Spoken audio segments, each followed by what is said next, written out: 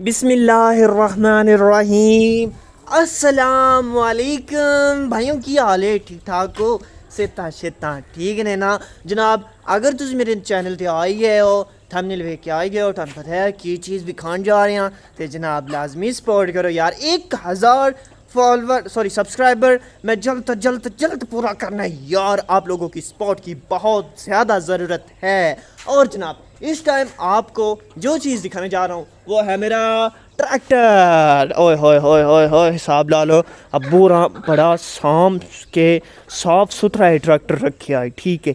लेकिन जिस वक्त गदाड़ां दा सीज़न आया है, इदी सारी साफ सफाई गट्टे रह गई, ठीक है।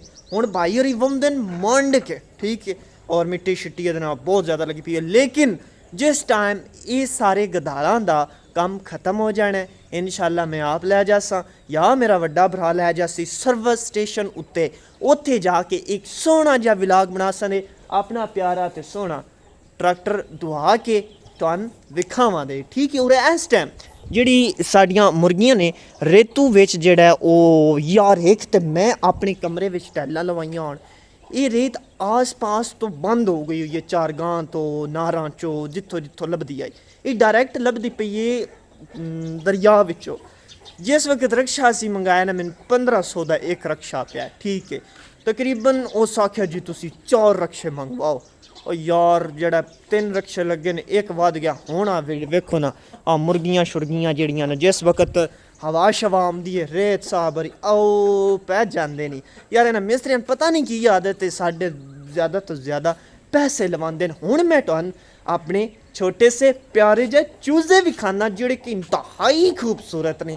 ਇਹ ਵੇਖੋ ਜੀ, बिस्मिल्लाह बिस्मिल्लाह, माशाल्लाह कितने खूबसूरत लग रहे हैं। और इन्हां चूज़ियां विच एक चूज़ा बहुत ज़्यादा यूनीक है और वो है ब्लैक वाला। वो वेखो सामने वेखो ब्लैक वाला चूज़ा।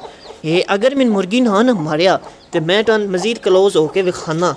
हुण इहदी आवाज़ क्लोज नहीं होना क्योंकि जिहड़ी नुकीली चूंच है ना वो मैंने पै जानी है भाई जी। चेक करो जी, चेक करो, खूबसूरत तरीन चूज़े। आहा जी, ये कितने शबाज? 11। हाय माशाल्लाह माशाल्लाह, बहुत प्यारे। अच्छा जी माशाल्लाह, वेख लैन तुसी साडे चूज़े। और सुना सब कुछ ओके? और इन्हां अमरूदां साडियां की होया यार?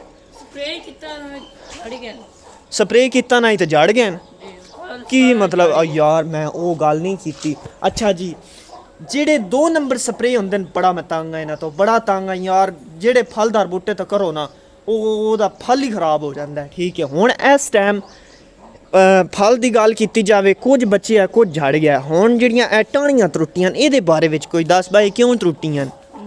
हाँ जी ठीक है। और हनेरी जेड़े साडे कोल हनेरी है ना, बड़ी तगड़ी हनेरी आउंदी है, यकीन मन्नो बड़ी तगड़ी हनेरी आउंदी है, लगदा इंज हवा छिकदी है बंदे ने, ठीक है। ते ये हनेरी दी वजह तो ये सारा कुछ होया। भाईजान सलाम अलैकुम सर, कैसे हैं आप?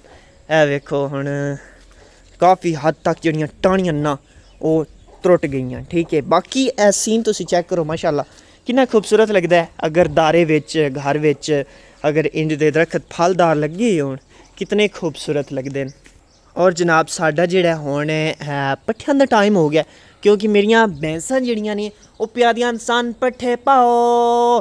हुण जाके पट्ठे वड्ढने ते फिर लियाने। इतने खंदे पट्ठे मैनूं पट्ठे पसंद को नहीं यार, भुख रार तीले नहीं ना पट्ठियां दे ते मज़ा नहीं आंदा ज़रा। ए चेक करो, ए सामने लगे ने। ते जनाब चलते हाँ असी अपने पट्ठियां काम काज अपना खत्म करते हैं, कुतरते अगे पौंदे हैं, फिर रात को टिकटॉक उत्ते लाइव होने।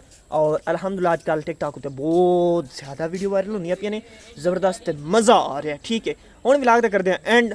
मेरे गाँव की सादा जी मेरी ज़िंदगी वेखने वास्ते बहुत बहुत शुक्रिया यार, थैंक यू यार। अल्लाह आपको खुश रखे यार, अल्लाह हाफिज़।